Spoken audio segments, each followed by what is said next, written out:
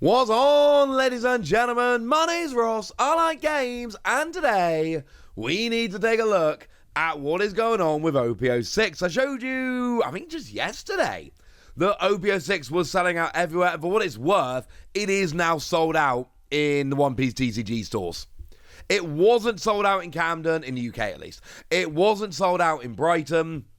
It has now sold out in both of those locations. So, yeah. If anyone was waiting to pick up OP-06 and hoping it was going to get a little bit better in the next day or two, no. But as I told you in yesterday's video, I do believe it is going to get a little bit better. For now, I mean, look, the set is out. And it's basically sold out everywhere. And I want to take a look at what is happening to the price of singles in OP-06 with what's happening here. So let's do what we often do. We'll take it by categories of card, because I think this is often the best way to do it. And if we have a look at Manga Zoro, what we see here, sharp downwards turn. Now, we're talking from 1650 down to like 1400. It's not exactly the same as, you know, a lot of the drops we see, because, you know, it's still a 1400, but this is generally the way it goes. And I think one of the things that affected the market for this card especially is Manga Luffy in OP-05. And I made the argument many times. Manga Luffy in OP-05 didn't do what it was supposed to do. These super high-end cards, what is supposed to happen is they release, especially when we've got the pre-release happening, but we've not got the full set release, but you can still buy one box, but only one box and not everywhere, etc. We see that the price of the manga cards goes silly, and then the full release happens and it just drops down. But with especially the Luffy in OP-05, because it's Luffy, people went a bit silly, and we actually saw it rising on release, which spooked a bunch of people, which pushed the initial price of Zoro up way higher than it had any right to be, and the market is correcting itself. Zoro is a great manga card, and it's going to be a very sought-after card, but $1,600 pre-sale? When bearing in mind, Shanks, which is the one from OP-01, like the best among them, has risen up to $1,650.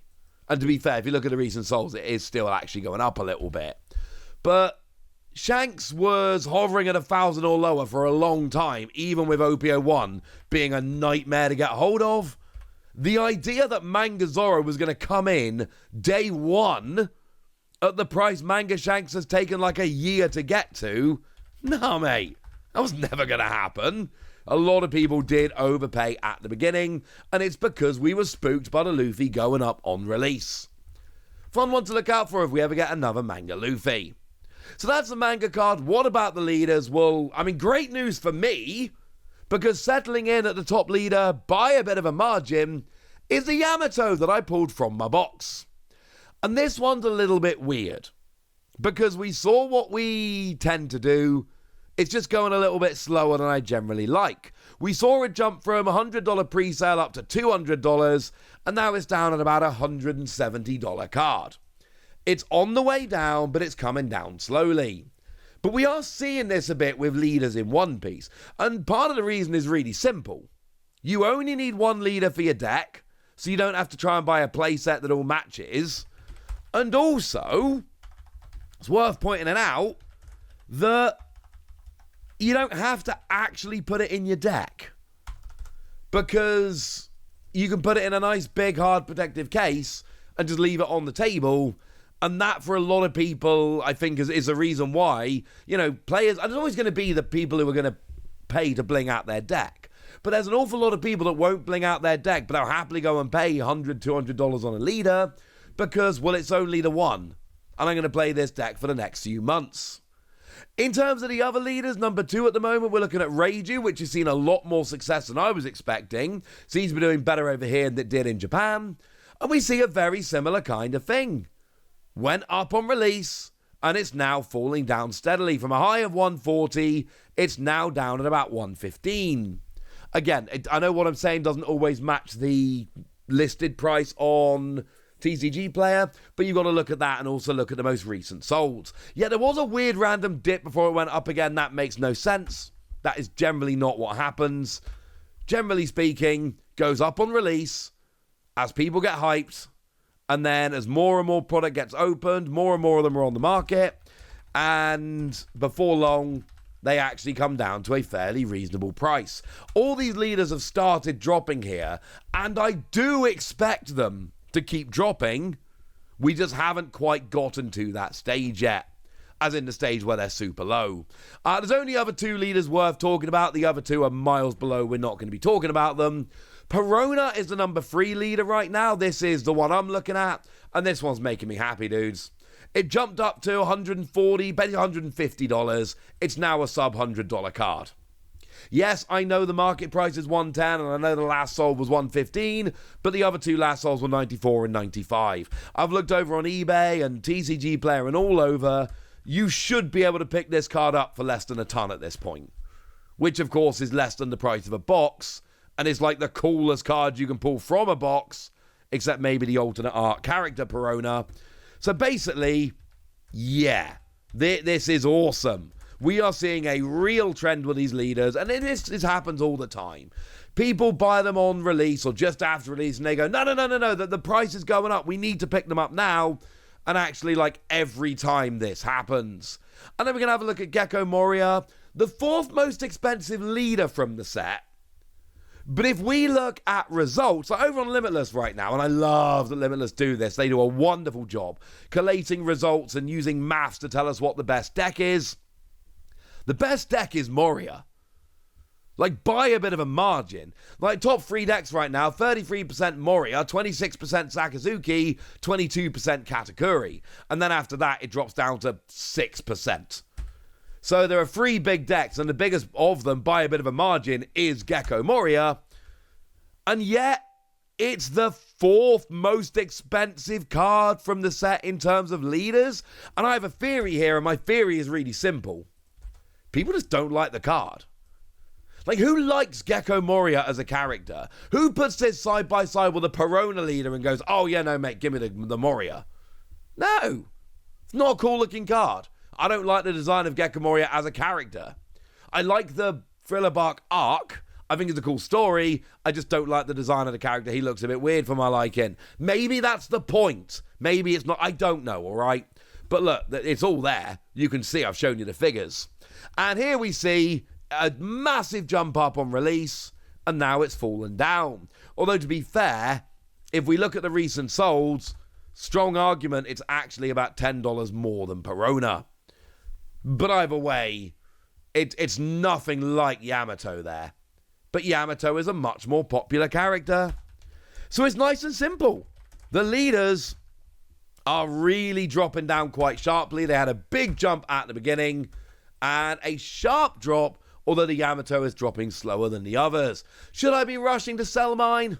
Maybe. I'm not doing it.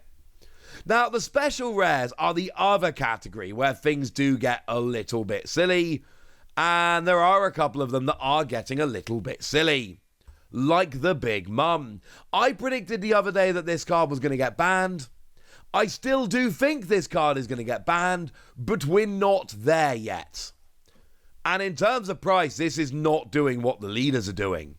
This dropped down on release to 100 and has jumped up to about 150.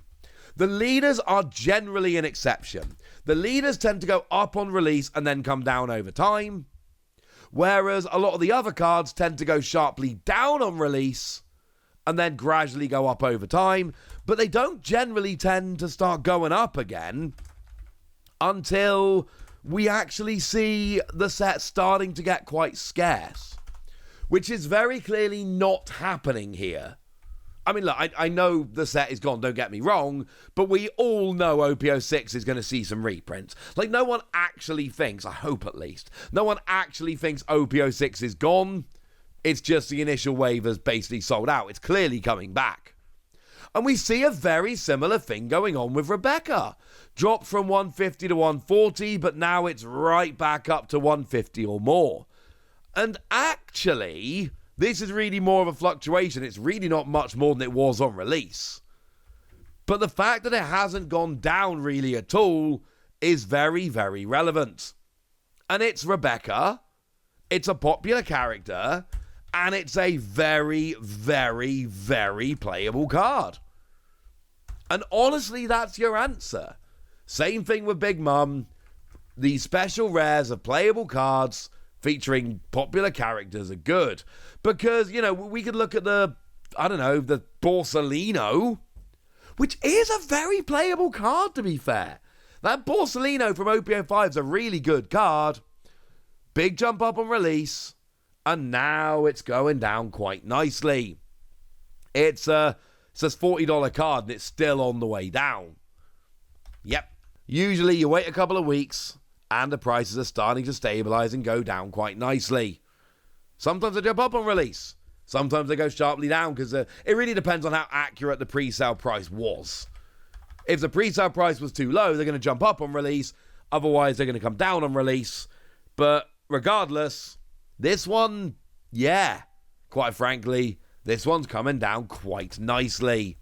As we would expect, Big Mum and Rebecca are exceptions because they are exceptionally playable cards. And then in terms of the alternate arts, there are a couple of alternate arts that are worth talking about.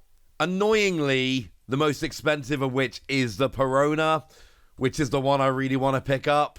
So from a purely personal, selfish point of view, can we all just push the price of this card down?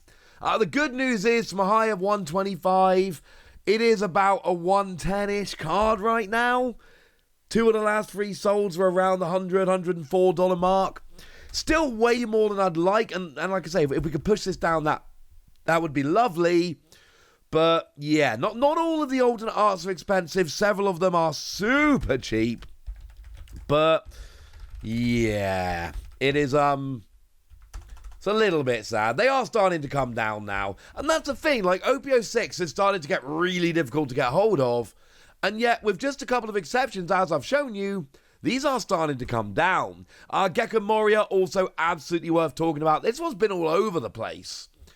But, you know, it went up to 100-ish, down to 90-ish, and there's been fluctuating around 100 since then. This is another one that, because, again, I don't think anyone's loving Gecko Moria, but it's a super playable card, and for that reason, people are, yeah.